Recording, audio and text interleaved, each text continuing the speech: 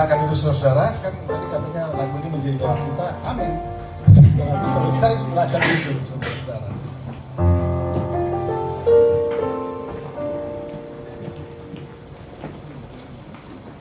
Shalom, selamat sore semua. Apa kabar? Yang keras ya. Apa kabar? Kemarin kita merayakan kemerdekaan yang keberapa saudara? 79. Saya ditanyain seseorang satu minggu lalu, Pak Doni, bayangkan 2045 setelah 100 tahun kita merdeka, Bapak jadi apa? Pertanyaannya menarik sekali untuk dijawab. Kira-kira menurut saudara kita harus jadi apa? Ya gampang jawabnya, menjadi seperti apa yang Tuhan kehendaki. Amin saudara. Bilang kiri kanan, kamu harus menjadi seperti apa yang Tuhan kehendaki. Lihat ke kiri kanan, jangan lihat ke saya. Tujuh Jawil itu si Kristi itu dijawil tuh Kriwil lagi Kristi. Saya kenalan tuh Kristi. Anak UPH nanti bakal anak UPH. Kita harus menjadi seperti apa yang Tuhan inginkan dalam hidup kita. Amin saudara. Berkali-kali saya sudah mengingatkan kepada kita semua bahwa kita tidak punya sebenarnya apa yang disebut dengan agenda pribadi. Kita nggak punya saudara. Bahkan kalau saya mau lebih tegas lagi mengatakan bahwa kita ini sebenarnya tidak punya yang namanya kehendak bebas. Sebab pada akhirnya setiap kehendak bebas kita akan kembali mengikuti kehendak Tuhan. Yang setuju katakan amin. Yang setuju katakan amin. Kalau saudara ragu-ragu maka saya akan menjelaskan. Ini nggak ada mic lain ya. Dia berbunyi-bunyi soalnya. Di atas speaker.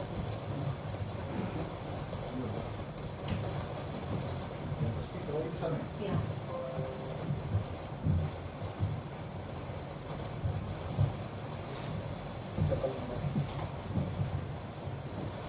Cek, oke.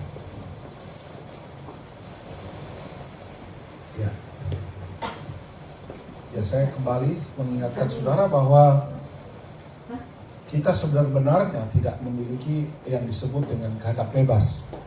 Sejauh-jauhnya saudara melarikan diri dari setiap rencana Tuhan, by the time saudara akan dibawa kembali kepada rencana Tuhan.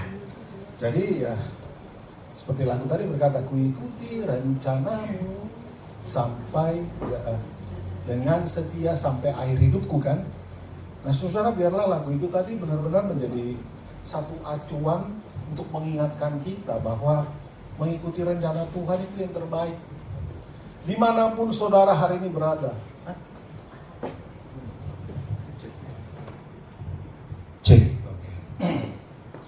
Apapun keadaan saudara hari-hari ini, Anda di tengah badai, Anda di dalam kesulitan, Anda di dalam keadaan apa saja, ingat bahwa semua keadaan-keadaan itu Tuhan izinkan terjadi supaya kita ini tetap mempercayai Tuhan dan tetap meletakkan pengharapan kita kepada Tuhan.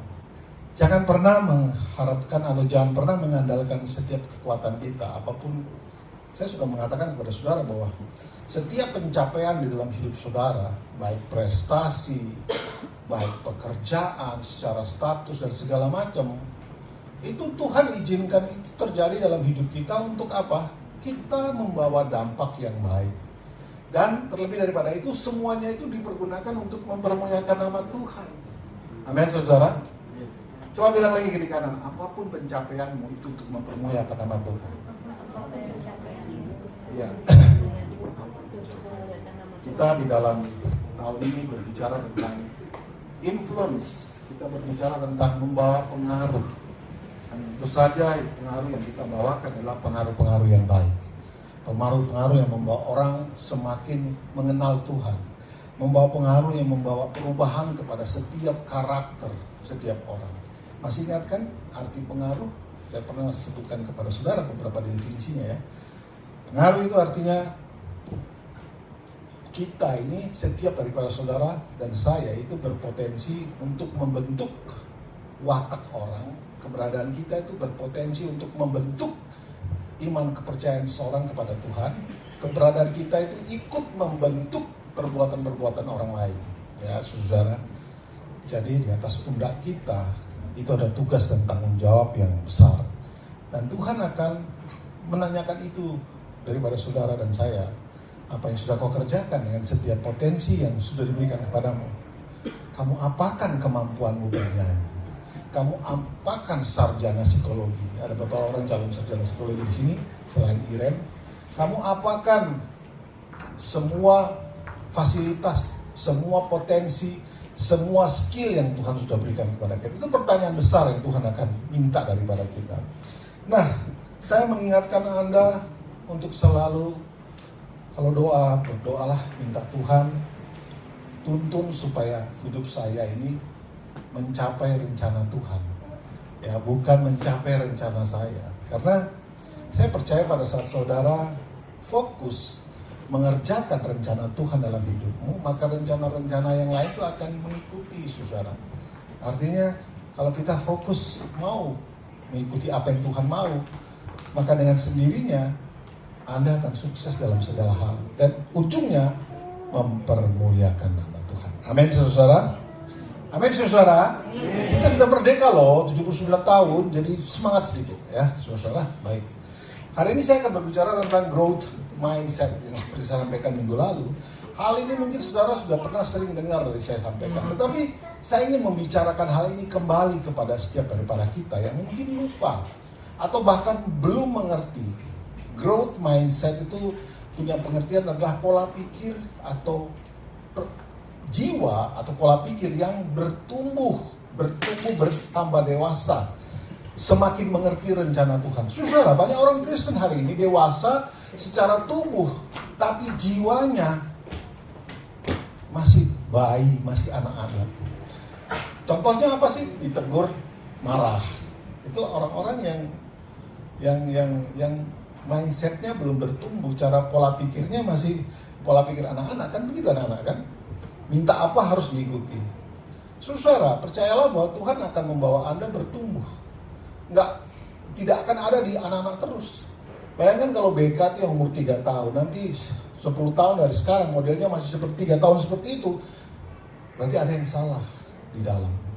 Karena dia tidak bertumbuh sesuai dengan apa yang Tuhan mau. Banyak orang Kristen, saudara, seperti yang saya sampaikan, tua di dalam usia, tapi di dalam kerohanian masih anak-anak, masih bayi-bayi yang perlu diurusin. Kapan kita akan bergerak untuk melakukan kehendak Tuhan? Cuma anak-anak yang nggak ngerti rencana orang tua, saudara. Cuma anak-anak yang nggak tahu dengan persis apa perasaan orang tua, yang nggak tahu. Jadi kalau Hizki dan Kesia punya anak masih umur 2 bulan gitu atau 2 tahun, coba aja ngomong, mama rencana begini. Nanti bilang, ngomong apa mama? Mama dia nggak tahu, nggak nyampe pikirannya.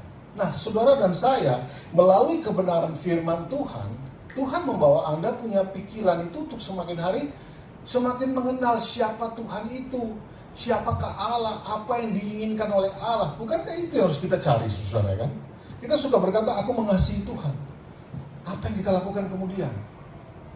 Kita mengasihi seseorang, maka kita harus melakukan apa yang menjadi sesuatu yang disenangi orang tersebut kan. Kalau saudara mengasihi seseorang, misalnya pasanganmu, tapi tingkah laku kita terhadap orang tersebut adalah menyakiti hatinya, maka setiap perkataan, ucapan kita mengatakan aku mengasihi engkau, itu cuma gombal, saudara. Banyak orang Kristen itu gombal, saudara. Di dalam gereja bernyanyi memuji Tuhan sampai nangis-nangis, aku mengasihi Tuhan, tapi faktanya mereka tidak hidup sesuai dengan kehendak Tuhan.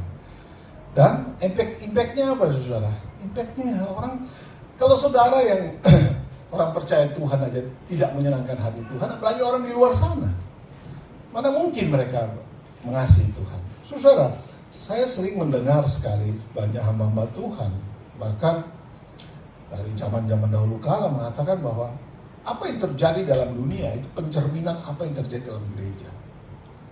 Ya, saudara, misalnya kalau di dalam dunia masih ada korupsi, ya nggak heran orang dalam gereja juga masih banyak yang korupsi. Kalau di luar banyak tukang tipu, ya nggak heran di dalam gereja pun banyak orang tukang tipu. Cuma di dalam gereja ini nggak kelihatan. Ya, nggak kelihatan karena memang di dalam gereja orang selalu bersikap santun dan baik. Di luar gereja inilah, saudara, di luar tembok-tembok inilah kita keberadaan kita itu membawa pengaruh yang baik. Nah, melalui kebenaran firman Tuhan akan membantu kita, saudara. Dan tidak ada yang mustahil bagi Tuhan. Pada saat Anda berkata, Tuhan, ini saya, pakai saya, maka Tuhan akan memakai Anda. Kalaupun Anda bilang, Tuhan belum waktunya, ya sudah, Tuhan tunggu. Tapi nanti rencana Tuhan tetap akan terlaksana. Anda tidak bisa lari daripada rencana Tuhan. Ya, saya sudah ingatkan mengenai Yunus, ya kan, saudara-saudara. Yunus diingatkan untuk pergi ke Tarsus, tapi dia melarikan diri ke, Yunus disuruh pergi ke Niniwe, dia lari ke Tarsus. Berhasilkah dia? Tidak berhasil. Dia lari menaik kapal, Tuhan izinkan gelombang datang, hampir hancur tuh kapal. Akhirnya Yunus dibuang ke dalam laut. Rupa-rupanya masih belum berubah dia. Karena itu Tuhan kirim ikan besar menelan dia. Dalam 3 hari dalam perut ikan. Sekalian itu alat transportasi untuk bawa dia ke ini. Berhasilkah rencana Yunus untuk lari? Ya berhasil kan? Nah, jangan main-main dengan panggilan. Amin Eca? Jangan pernah main-main dengan panggilan. Kalau Anda sudah tahu Tuhan mau panggil Anda untuk sesuatu hal, dan saya tahu yang tahu itu cuma kita sendiri, saudara. Ya, yang tahu dengan pasti Tuhan mau bawa Anda kemana, itu Anda sendiri. Nah, kalau Anda sudah tahu, ya jangan coba-coba. Saya masih muda, saya masih mau menikmati dunia. Ya nanti kalau syukur-syukur kalau prosesnya sebentar aja. Masuk perut ikan kan cuma 3 hari. Tapi kalau Tuhan izinkan proses yang susah pada kita, bisa-bisa kita menyerah di tengah jalan, saudara. Jangan, saudara. Hari-hari ini mari kita mulai kembali kepada apa yang Tuhan inginkan.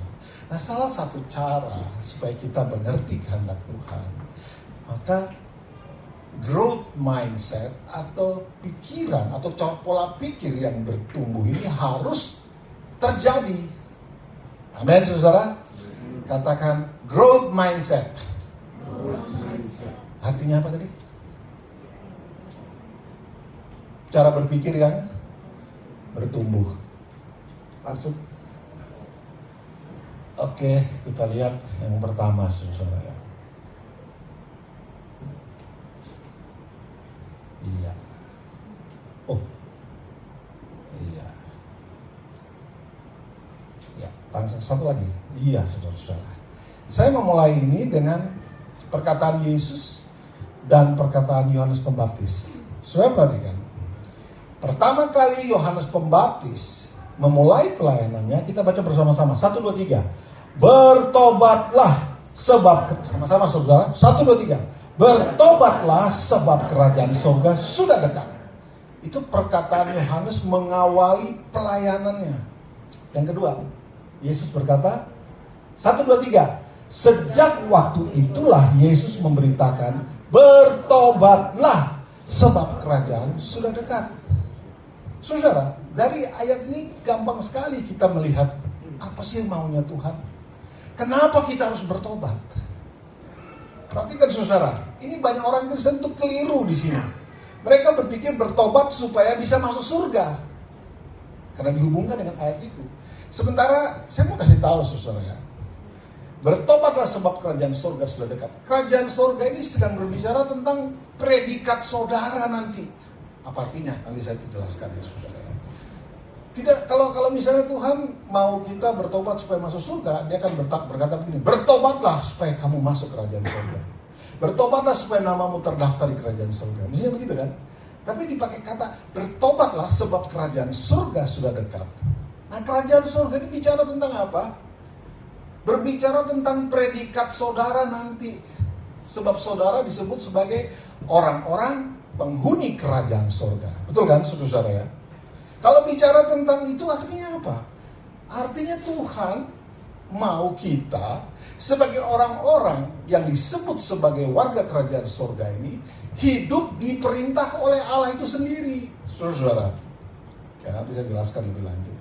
Nah, tapi hal yang penting saudara-saudara lihat sini, baik Yohanes Pembaptis maupun Yesus memakai kata yang sama, bertobatlah. Dan bertobatlah itu dimulai angka awal dengan dibaptis. Ya, nanti saya jelaskan lagi, saudara. Kemarin Pak Apung, Bapak dari Novi memberikan diri untuk menerima Kristus sebagai Tuhan dan Raja dalam hidupnya. Beri selamat, saudara, pada orangnya. Umurnya 73 tahun, ya. Tapi tidak ada yang terlambat bagi kita untuk ikut Kristus. Maksudnya menerima Yesus sebagai Tuhan dan Raja dalam hidup kita itu tidak pernah terlambat. Siapa yang belum baptis di sini? Semua sudah dibaptis? Ada yang belum dibaptis? Kristi sudah Kristi? Sudah. Dio? Belum. Wah, kalah kamu sama Pak Apung belum 73 tahun. Kamu berapa, Dio? Duh. Sampai kaget. 20 tahun belum baptis. Segera Dio. Nanti tanggal 31 Agustus kami mau pergi refreshing sekaligus acara Komsel di Anyer. Yang belum baptis, ayo ikut. Sekalian saya cemplungin di sana. Untuk dibaptis maksudnya. Ya, tapi sebelum dibaptis saya minta latihan dulu. Nahan napas dalam air 10 menit atau 5-10 menit lah. Karena kalau saya baptis agak lama, sedikit lama dalam air ya. Supaya kotorannya benar-benar. Yuda udah dibaptis belum? Percik cuma ya. Di Katolik percikan. Oke. Tapi kalau mau dibaptis lagi boleh Yuda. Ya, siapa tahu setelah dibaptis lebih ganteng, lebih menarik. Eca yang kelepek-kelepek, bukan kamu yang kelepek-kelepek. Ya saudara, baptisan itu sebenarnya salah satu tanda bahwa kita, simbol bahwa kita mau untuk diperintah oleh Allah, mau menerima Allah sebagai Tuhan dan Raja dalam hidupmu. Artinya bukan saudara lagi yang memerintah dalam hidup, tetapi Allah itu sendiri. Bagaimana caranya Allah memerintah dalam hidup kita? Ya dengan Anda membaca kebenaran firman Tuhan yang menuntun hidupmu setiap hari. Katakan amin, saudara. Oke, saudara, kita lihat dari kata bertobat. Kata bertobat ini dari bahasa Yunani, saudara-saudara. Disebut dengan metanoia. Ya. Nah, bertobat itu dari terjemahannya, itu artinya merubah pola pikir. Ya, saudara ya. Orang bertobat itu merubah pola pikir. Bukan merubah kebiasaan. Dengar baik-baik. Atau sama-sama kita ulang. Bertobat adalah merubah pola pikir. Yang keras. Merubah pola pikir. Bukan merubah kebiasaan. Hari Minggu gak pernah pergi gereja, diributin sama papa mamanya. Pusing di rumah kan. Mau kemana-mana kalau hari Minggu susah nih. Ya udah ke gereja lah. Kan sekalian menunjukkan bahwa saya Kristen. Itu merubah kebiasaan. Karena dia ada dalam gereja, pikirannya di luar gereja. Orang itu akan berubah? Enggak. Karena dia cuma merubah kebiasaan. Makanya kata bertobat ini adalah awal mula dari pekerjaan Tuhan yang besar. Itu Anda mengerti. Ya, saudara dengar baik-baik. Banyak, seperti saya sudah bilang di awal kan, banyak orang 20 tahun jadi orang Kristen, tapi kayak anak-anak modelnya. Kenapa? Dia tidak merubah pola pikir. Yang dia rubah adalah kebiasaannya. Tidak boleh merokok, nanti ketahuan orang tuanya. Wah, jangan merokok lah. Karena nanti ketahuan. Berarti dalam dunia hukum, Eca pasti tahu, kalau tidak ketahuan boleh dong. Ya kan? Kan begitu kan dunia hukum kan. Kalau ketahuan, kena marah. Kalau tidak ketahuan, kan fine-fine aja. Nah, itu orang yang merubah kebiasaan, bukan bertobat. Bertobat itu Anda bukan meninggal. Maksudnya meninggalkan semua hal-hal yang menyakiti hati Tuhan. Itu namanya bertobat. Dengan pemikiran yang benar. Oke, ini agak rumit, saudara ya. Maksud saya, ini butuh Anda fokus baik-baik. Jangan main HP supaya jelas. Kalau nanti percuma, saudara. Oke ya, jadi bertobat itu adalah merubah cara berpikir. Latar belakangnya kenapa Yesus berkata bertobatlah sebab kerajaan surga sudah dekat. Karena pada saat Yesus datang, hukum yang berlaku pada orang Israel adalah hukum Taurat. Ya, saudara dengar ya, itu hukum Taurat. Apa sih hukum Taurat? Hukum Taurat itu no mercy, nggak ada kasih karunia. Gigi ganti gigi, mata ganti mata, itu hukum Taurat.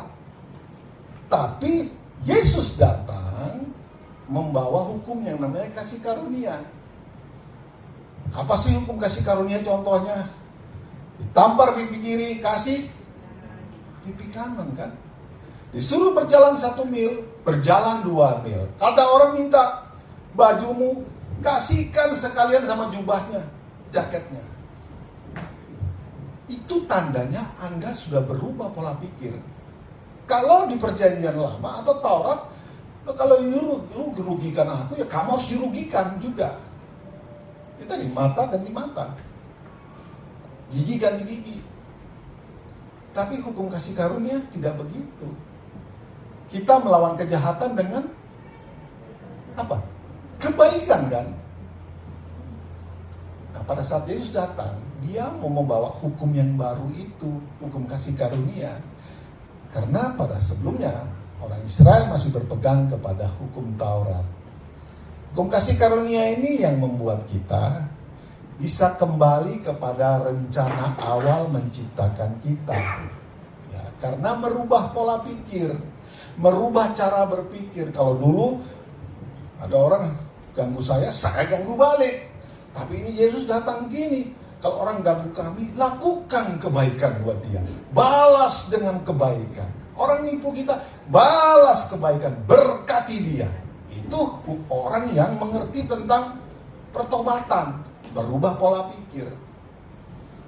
Ya saudara ya, di perjanjian baru buat saat ini juga nggak semuanya orang Kristen mengerti. Tahu ya, mata ganti kalau ditampar pipi kiri kasihkan. Itu cuma teori kadang-kadang. Faktanya belum tentu. Termasuk saya pun masih belajar sampai hari ini. Karena kita sedang merubah pola pikir yang lama dengan mengadopsi pola pikir Kristus. Ya saudara ya. Sampai situ Anda cukup mengerti? Halo? Jadi bertobat itu apa? Merubah pola pikir. Dan bukan merubah kebiasaan. Dengar itu baik-baik ya. Merubah pola pikir dan bukan merubah kebiasaan. Banyak sekali contohnya orang yang merubah kebiasaan dan bukan merubah pola pikir dan tidak menjadi berkat. Ya saudara ya. Oke, coba berikutnya kita lihat. Nah. Oke. Sebelum saya kesini saya teruskan tadi ya. Jadi metanoia itu adalah bertobatlah sebab kerajaan surga sudah dekat. Metanoia artinya merubah kebiasaan, merubah pola pikir dan bukan merubah kebiasaan. Nah, saudara, saya mundur sedikit ya. Manusia itu terdiri dari roh, jiwa, dan tubuh kan? Kalau Anda membaca di Alkitab, firman Tuhan jelas mengatakan bahwa roh itu penurut. Karena roh manusia itu punya Allah. Tubuh itu lemah. Ya kan? Tempat bibit dosa. Adam jatuh dalam dosa, maka bibit dosa itu terus ada pada keturunannya. Yesus datang supaya mereka yang percaya, akibat dosa kan maut. Maut itu diputuskan kalau kita percaya kepada Tuhan. Nah, saudara lihat ya, jiwa kemana? Jiwa itu netral, saudara. Artinya begini, siapa yang masuk ke dalam jiwa, itu yang akan menentukan orang itu jadi apa. Karena jiwa itu adalah pusat, center daripada seorang manusia. Itu ada di jiwa. Nah, kalau jiwa ini tidak dibenahi, tidak diisi dengan yang baik, maka outputnya kita pasti tak benar, saudara.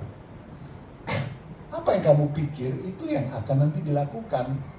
Apa yang ada dalam pikiranmu itu yang nanti akan terjadi. Apa yang kita isi hari ini itu yang akan menjadi fakta. Kalau Anda sukanya nonton drakor, ya nggak heran modelmu ya begitulah. Kayak orang drama Korea nggak jelas sih, termasuk ya banyak saya suka ketemu orang jam 2 udah tertidur terbangun terus melihat apa ya? Drakor. Drakor itu salah satu cara yang iblis pakai untuk merusak pola pikirmu. Ya. Dan saya sudah sampaikan loh, bahwa apa yang masuk, yang diam dalam pikiranmu, itu akan menentukan Anda jadi apa. Ya, jadi hati-hati dengan pergaulan, hati-hati dengan siapa engkau berteman. Alkitab berkata, pergaulan yang buruk merusak kebiasaan yang baik. Perhatikan dengan siapa kita berteman. Kita boleh berteman dengan siapapun, tapi kita boleh memilih bergaul dengan siapa. Ya, tidak boleh kita menjauhi orang yang kita tahu, oh ini nggak beres nih, gua jauhin deh. Nggak juga. Tetap kalau kita nggak deketin dia, bagaimana mungkin orang itu bisa bertobat? Karena hidup kita yang baik, kan saudara. Tapi Anda boleh untuk tidak bergaul dengannya. Mengerti maksudnya bergaul ya? Kalau berteman boleh. Yesus berteman kok dengan pemungut cukai. Dia datangi orang-orang berdosa, bahkan pelacur dia datang ngajak ngobrol. Tapi dia gak bergaul sama mereka. Keberadaan Yesus yang menerima mereka itulah yang membuat mereka bertobat. Salah satunya adalah Zakeus, sang pemungut cukai, raja pemungut cukai itu bertobat karena Yesus memilih untuk merangkul dia, datang kepadanya. Orang yang sudah merubah pola pikir, dia tidak melihat manusia itu sebagai musuhnya. Tapi yang di dalam manusia itu yang harus dimusuhi, saudara. Ya, kita tidak boleh memusuhi ciptaan Tuhan.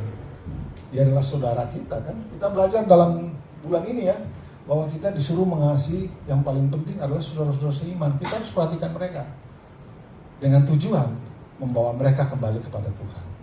Bukan Anda bergaul dengan mereka yang nggak benar, pasti lewat ya saudara. Pasti Anda ikut-ikutan ke sana. Saya menemukan orang-orang yang berkoar-koar, saya berusaha aman kok. Ternyata pada akhirnya terbawa juga. Baik saudara ya. Jadi metanoia itu merubah pola pikir. Ya. Saya menerima hukum kasih karunia. Saya melihat bahwa diri saya adalah ciptaan yang baru. Kan disebut begitu kan? Siapa dalam Kristus adalah ciptaan baru, yang lalu sudah berlalu. Kapan itu? Pada saat gue dibaptis. Ya. Yang lama sudah berlalu, yang baru datang. Nah, saudara dengar baik-baik. Kan di situ dikatakan alasan kita bertobat adalah karena kerajaan surga sudah dekat. Ya. Dan bagi orang yang sudah bertobat, yang benar-benar bertobat, maka kerajaan Allah, kerajaan surga itu ada di dalammu. Sering kali saya sampaikan ini berkali-kali, ya saudara. Apa sih yang ada dalam kerajaan surga? Sama-sama. Kebenaran. Apalagi? Kuasa. Terus?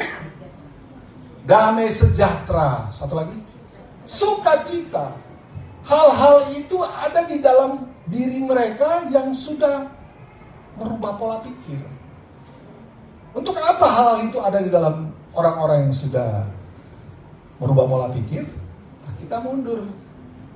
Di dalam Kejadian, nggak usah sih.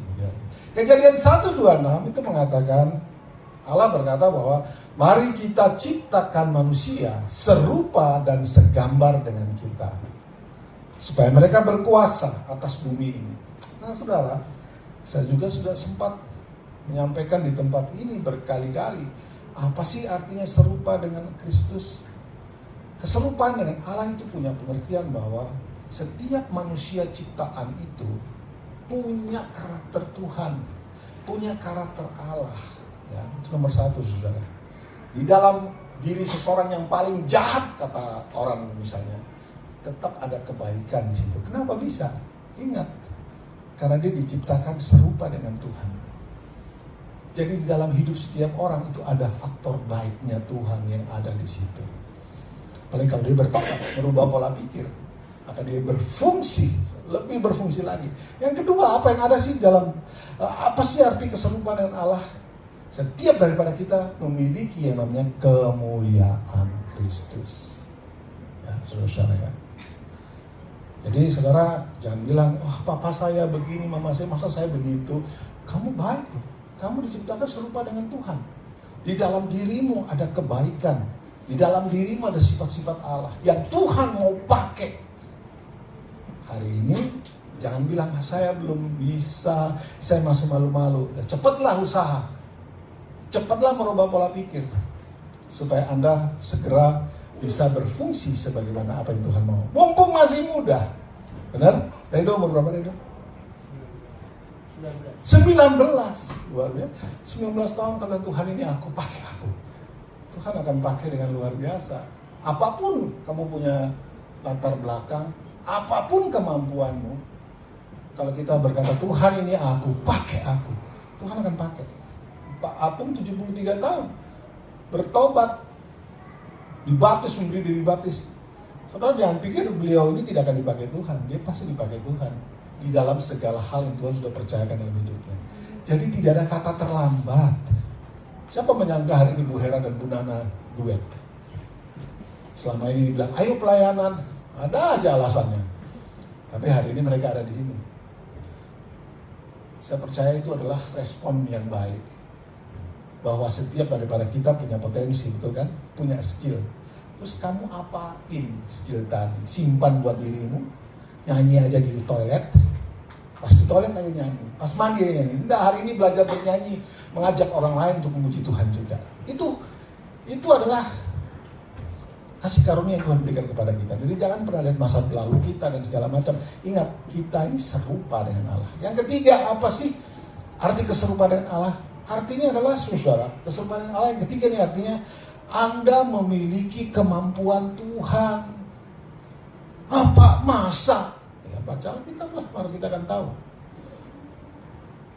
Saudara, saya sudah ceritakan mengenai Joshua. Dia adalah jenderalnya Musa. Tahukah Anda, Joshua itu pernah suruh matahari stop.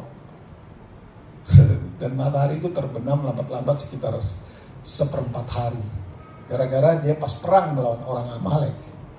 Pas dia berperang sama mereka, aturan perang itu biasa jam 6 itu sudah harus berhenti. Peperangan harus dihentikan.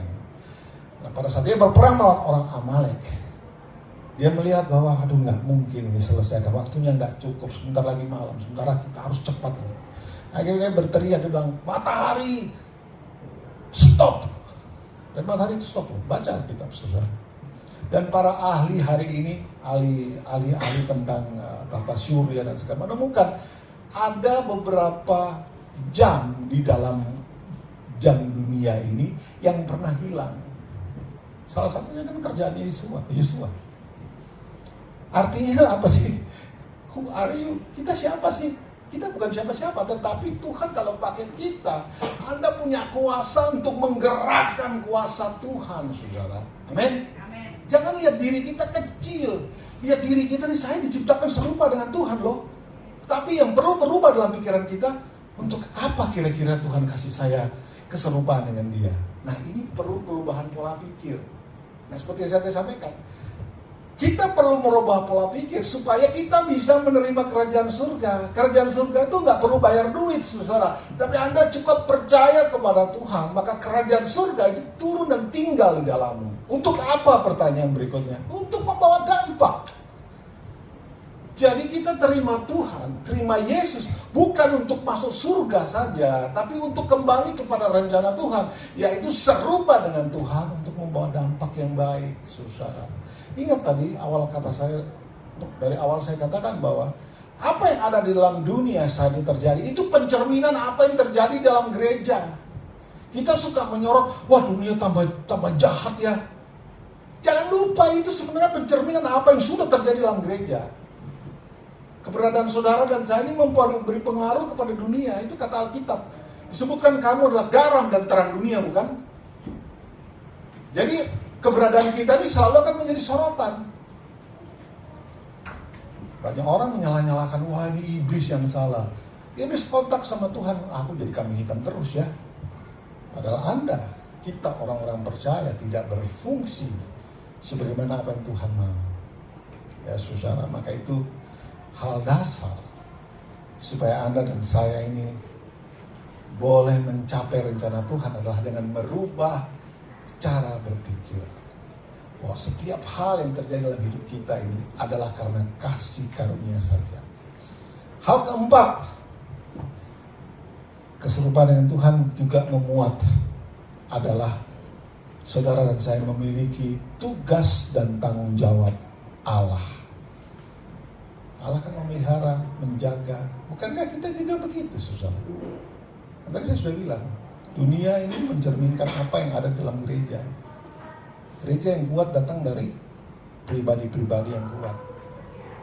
Pribadi-pribadi yang kuat akan menghasilkan keluarga yang kuat. Dan keluarga yang kuat akan membuat gereja kuat. Gereja kuat akan mempengaruhi sampai ke bangsa-bangsa. Amin, saudara? Itu mulai dengan change the way you think, merubah pola pikir. Ya. Pada saat seseorang sadar bahwa sesuatu itu dosa, apakah dia sudah dikatakan bertobat?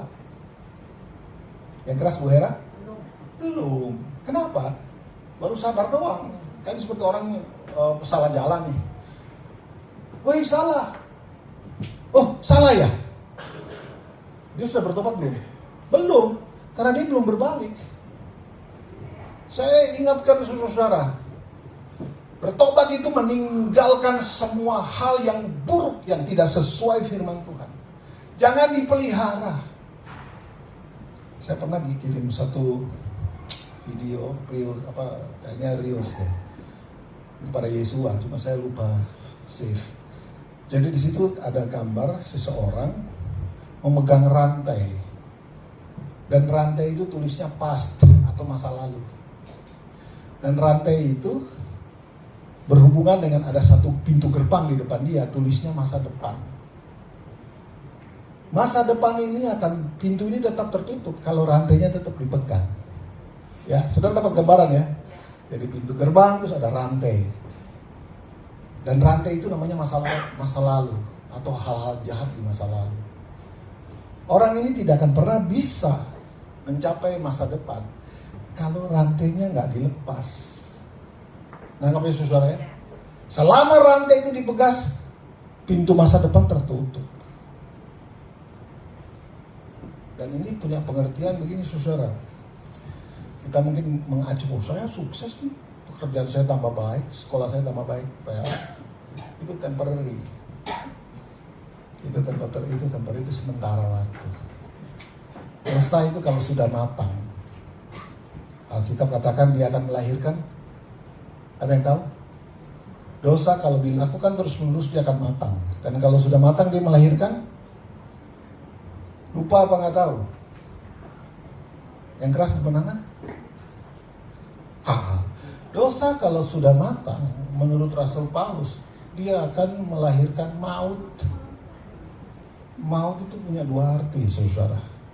Mati secara badani, ya, roh kita meninggalkan badan, dan yang maut kedua adalah engkau terhilang selama-lamanya di kekekalan.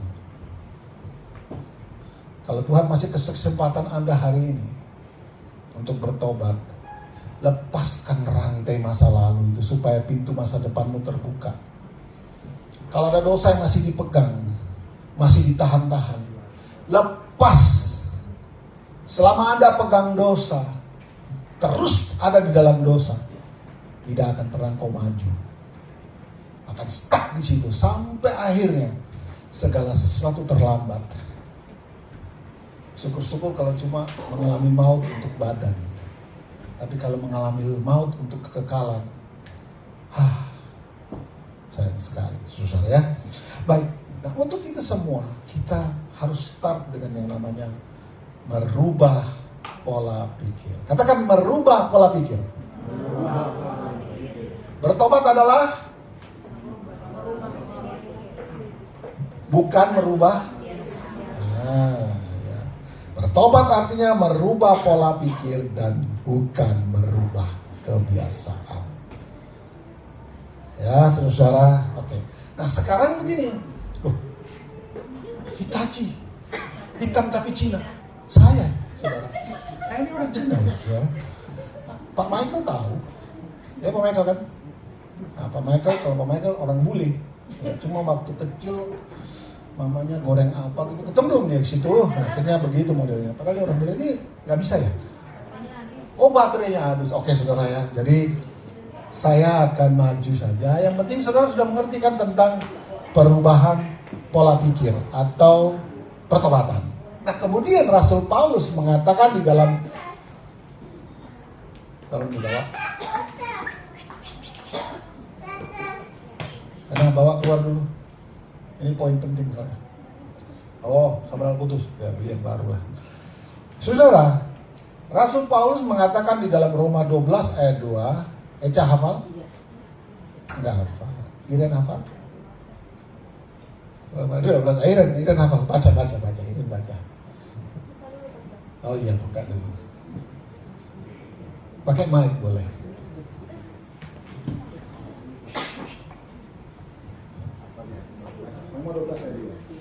Roma 12 ayat 2. Janganlah kamu menjadi serupa dengan dunia ini, tetapi berubahlah oleh pembaharuan budimu, sehingga kamu dapat membedakan antara kehendak Allah, mana yang benar, yang baik, belum kebuka. Apa yang baik, yang berkenan kepada Allah dan yang sempurna. Oh, handphonemu ya. Oke, Roma 12 mengatakan kita harus merubah pola, memperbaharui akal budi kan, ya, memperbaharui akal budi supaya apa? Supaya kita mengerti mana yang menjadi kehendak Tuhan, apa yang baik, apa yang berkenan, dan apa yang sempurna. Begitu kan saudara ya? Nah, saya mengajak saudara untuk konsentrasi dengan kata memperbaiki atau akal budi kita ini. Memperbarui akal budi. Memperbarui akal budi itu di dalam bahasa Yunani disebut dengan metamorfo. Anda pasti tahu metamorfosis, ya kan? Metamorfosis itu adalah ulat jadi kupu-kupu, betul kan? Nah, meta itu artinya perubahan, morfo itu bentuk. Nah, dengar baik-baik saudara. Setelah kita merubah pola pikir atau metanoia tadi, meta artinya perubahan, noia itu pikiran, dirubah, maka langkah selanjutnya apa? Langkah selanjutnya secara sederhana begini loh, saudara. Kalau Anda mau tahu apa yang menjadi, apa yang dikenan Tuhan, apa yang baik bagi Tuhan, dan apa yang sempurna bagi Tuhan, maka pola pikir yang tadi sudah dirubah harus diisi firman Tuhan. Mengerti ya saudara? Kalau Anda bertobat tapi nggak pernah isi hidupmu dengan firman Tuhan, maka Anda cuma begini. Salah. Oh iya salah ya Pak. Ya. Terus Anda berdiri di tempat doang. Tapi begitu kita bertobat dan orang saudara tahu, oh saya salah ya. Nah, bentuk berikutnya atau langkah berikutnya adalah saudara mulai isi firman Tuhan dalam hidupmu supaya Anda bilang, oh ternyata kebiasaan yang gini salah ya. Tuhan gak suka ya. Lalu kemudian aku bisa, oh Tuhan maunya yang baik itu begini. Mulai tambah satu langkah. Oh yang berkenan bagi Tuhan itu begini. Naik selangkah lagi. Oh yang sempurna bagi Tuhan itu begini. Naik lagi. Baru Anda jalan. Nangkap ya saudara ya. Banyak orang tuh berhenti cuma sampai pada merubah pola pikir. Tapi mereka gak mau mengisi atau memperbarui pola pikir mereka. Seperti saya katakan di awal, jiwa itu harus dikontrol, dikuasai oleh kebenaran. Barulah kita bisa melakukan kebenaran. Mas Wahyu, istrinya mana? Hah? Masih di rumah, dia ulang tahun. Wah itu nggak mau datang. Istrinya Mas Wahyu ulang tahun ya saudara hari ini. Oke saudara, jadi betapa pentingnya metanoia dan kemudian metamorfo ya. Nah dalam perjalanannya untuk supaya kita benar-benar bisa memperbarui akal budi, dari ayat Roma 12 ayat 2 itu sudah jelas katakan, jangan serupa dengan dunia ini. Ini perkataan sulit buat anak muda. Karena anak muda kadang-kadang untuk merasa bisa diterima dalam satu komunitas, ikut-ikutan merokok. Supaya merasa bisa diterima di dalam satu komunitas, gaya ngomongnya juga harus seperti gaya omongan orang-orang muda saat ini. Supaya bisa diterima dalam satu komunitas, harus menyesuaikan diri dengan gaya-gaya dunia. Itu akan membuat Anda tidak pernah bisa merubah atau tidak akan pernah bisa memperbarui pikiran. Engkau hari ini harus membiasakan dirimu mengambil budaya kerajaan Allah. Waduh Pak, kuno banget sih, harus baca Alkitab. Saya bicara sama Iren. Saudara Iren, firman Tuhan itu adalah yang nomor satu. Cari kebenaran firman Tuhan dalam hidupmu. Saya mengatakan ini bukan untuk supaya memaksa Anda, tidak. Saya mau tolong kita semua untuk supaya kita tuh fokus kita kepada Tuhan nomor satu. Kalau fokus kita cuma yang lain bukan Tuhan, ya gak heran nanti apa yang kita lakukan tidak akan berdampak maksimal, saudara. Ya, selama Anda fokusnya adalah dirimu dan bukan Tuhan, akan susah kita membuat dampak bagi dunia ini. Kita mungkin berdampak buat segelintir orang terdekat kita mungkin, padahal kapasitas kita untuk dunia. Sampai ini saudara cukup jelas? Amin saudara? Jangan pernah bosan membaca Alkitab. Jangan pernah bosan berdoa. Jangan pernah bosan melakukan hal-hal yang benar. Sekalipun engkau rugi. Pemazmur mengatakan bahwa sekalipun kamu rugi, tetap lakukan kebenaran. Ya, kita belajar dari siapa? Dari Yesus lah. Apa yang Yesus lakukan salah? Tidak ada yang salah. Dia melakukan hal-hal yang benar. Tapi oleh karena itulah dia dibunuh. Tapi disitulah Yesus mengajar kita, memberi contoh buat kita. Saudara dan saya adalah Kristen, bukan? Kristen artinya pengikut Kristus. Ya, bilang kiri kanan, kamu pengikut Kristus. Redo bilang sama Bu Hera, mamanya itu, Ma, itu Redo mau bilang, jadilah pengikut Kristus yang benar. Iyalah, harus akrab ya, harus akrab. Itu pintar masa itu. Ya saudara ya, ini dua hal yang sederhana, tetapi percayalah ini hal utama. Jangan sampai kita cuma datang gereja karena memenuhi kebutuhan, karena saya Kristen, nggak enak tau kalau nggak gereja. I'm sorry, Anda tidak akan pernah bisa mencapai apa yang Tuhan mau. Yang Tuhan mau itu yang terpenting adalah hidupmu menjadi berkat buat orang lain. Jangan pusing dengan hidupmu sendiri, saudara. Alkitab katakan burung di udara Tuhan pelihara, betul kan? Bunga di padang yang tidak memintal, Tuhan kasih keindahan yang melebihi dari keindahan Raja Salomo. Apalagi hidupmu, hai orang yang kurang percaya. Ya. Kalau Anda masih kira, gimana masa depan? Aduh, jodoh gimana? Itu sudah menunjukkan satu hal, engkau tidak percaya Tuhan. Aduh gimana ya? Enggak usah aduh gimana. Berjalan bersama dengan Tuhan, kita akan melihat tangan Tuhan bekerja. Saya tidak bilang dengan Anda merubah pola pikir dan Anda memperbarui akal budi langsung jalannya rata. Enggak. Tidak.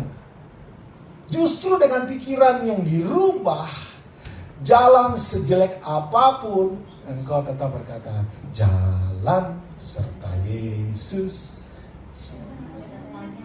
setiap hari. Itu lagu hafalannya BK. Dan dia suka nyanyi. Saudara, beberapa waktu ini saya antar dia sekolah kan.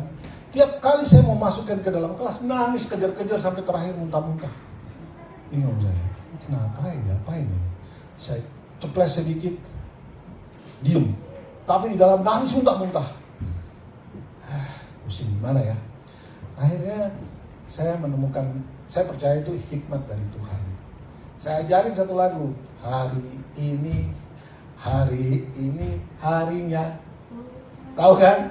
Masa saudara nggak tahu? Awal-awalnya saya ajarinnya hari ini harinya. Dia nyaut Tuhan, harinya Tuhan. Mari kita. Dia jawab bersukaria. Begitu terus saudara. Dan akhirnya pada akhirnya, setiap kita udah jalan naik mobil sampai di Islamik, BK yuk kita nyanyi yuk. Langsung dia tahu. hari ini, nyanyi sampai di dalam sekolah, sampai naik, sampai orang-orang tua bilang, kok sekarang nyanyi ya? Nggak nangis, berhenti. Kata-kata dari lagu tersebut berkuasa, saudara, ya kan? Karena banyak sekali saudara orang-orang hebat di dunia yang mengatakan bahwa kata-katamu itu sangat powerful.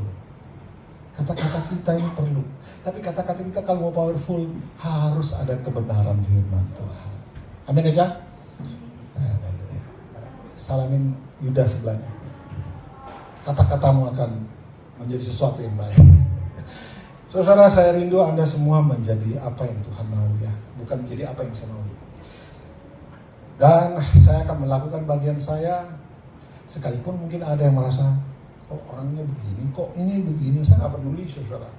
Yang penting Anda menjadi baik, supaya nama Tuhan dipermuliakan. Kalau Anda sukses dan berhasil kan bukan buat saya, buat dirimu sendiri. Ya, saudara ya. Mari, kalau bukan ayat terakhir, supaya kita bisa memperbarui pola pikir kita, memperbarui pikiran kita, maka tidak ada cara lain. Firman-Mu pelita bagi kakiku dan terang bagi jalanku. Dalam Mazmur 1 ayat yang kedua. Ira tolong baca. Mazmur 1 ayat yang kedua. Coba dibaca Ren, yang keras supaya semua mendengar. Ini rahasianya pikiran kita, akal budi kita diperbarui. Ya saudara, itu rahasianya. Bukan dari tumpang tangan, apalagi tumpang kaki. Nggak akan merubah apa-apa saudara. Paling rambutmu doang yang rusak, nggak bisa tumpangin, nggak berubah itu. Mazmur 1 ayat 2, tetapi yang kesukaannya ialah Taurat Tuhan, dan yang merenungkan Taurat itu siang dan malam. Terus, belum selesai. Ayat 3.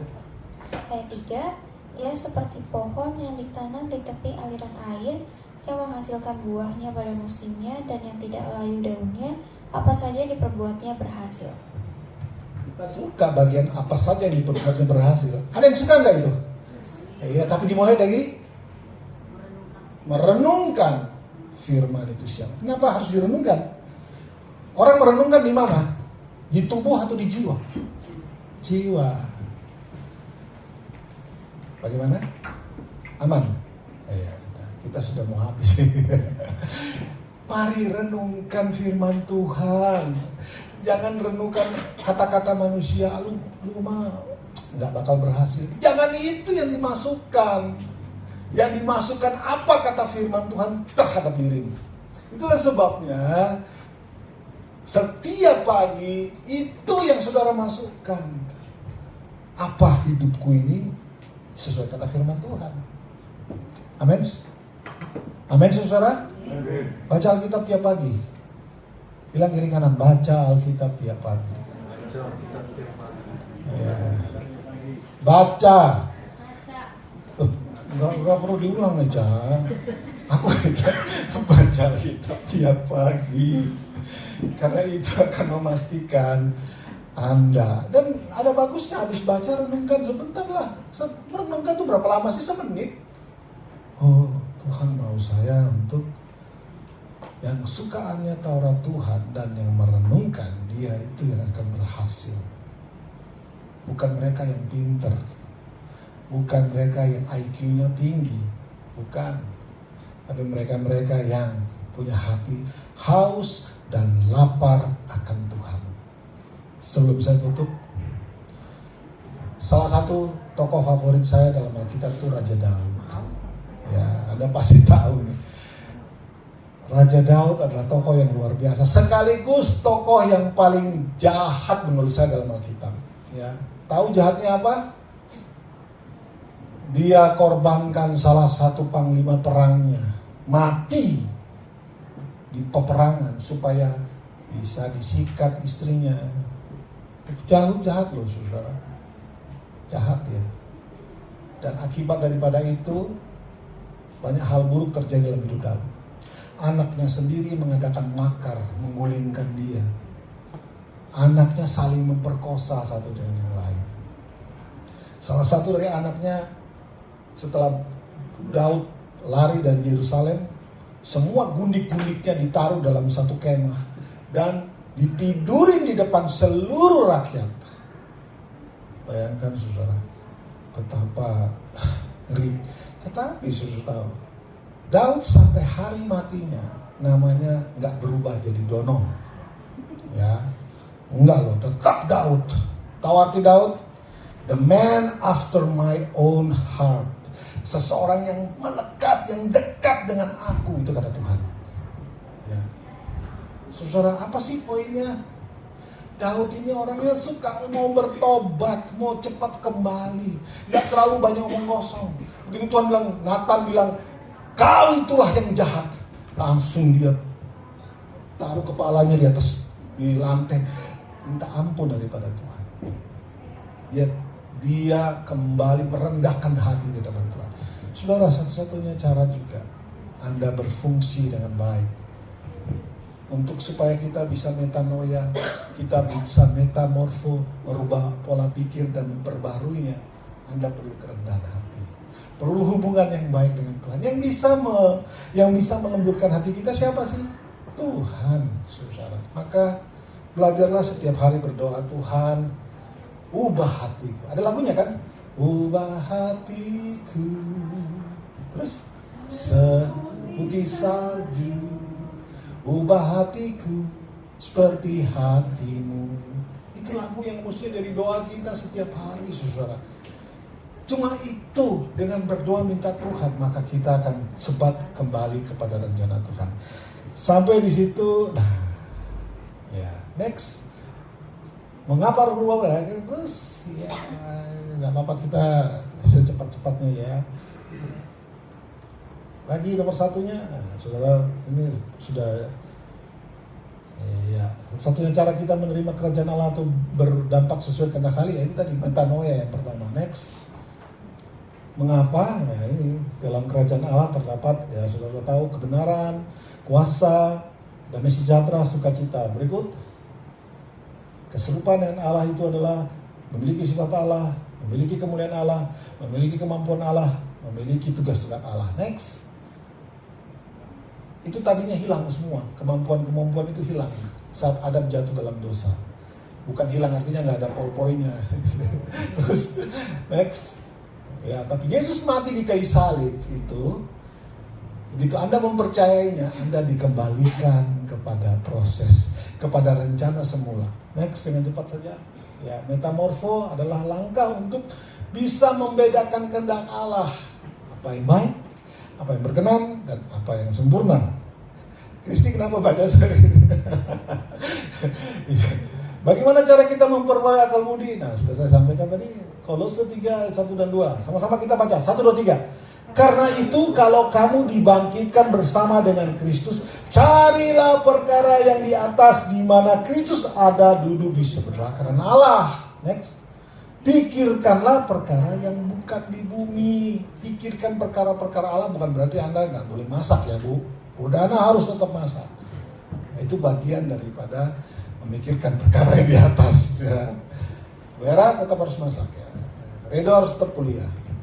Itu juga bagian daripada apa yang harus kita kerjakan. Ya, Dio harus bekerja tetap. Jadi si Yustar tetap harus terbang. Next ya, tetap ya. Terus lagi habis ya. Ngomong. Ya sudah habis, saudara. Kalau ini benar-benar hilang, selesai, saudara ya. Jadi saya simpulkan begini. Kita tidak cukup sampai kepada merubah pola pikir. Kita harus masuk ke next step-nya. Merubah ini atau memperbaharui cara berpikir lewat merenungkan firman. Amin, saudara. Maka pada akhirnya kita akan sampai kepada rencana Tuhan, kingdom influence. Jadi Pak Apung, Anda dibaptis kemarin, tujuannya adalah supaya siap melakukan apa yang menjadi kehendak Tuhan. Itu membawa pengaruh yang baik supaya nama Tuhan dipermuliakan. Tuhan memberkati. Saya kembalikan kepada mana? Musisi silakan maju ya. Iren tolong panggil. Ada Ada pemimpin pujian cadangan. Silakan.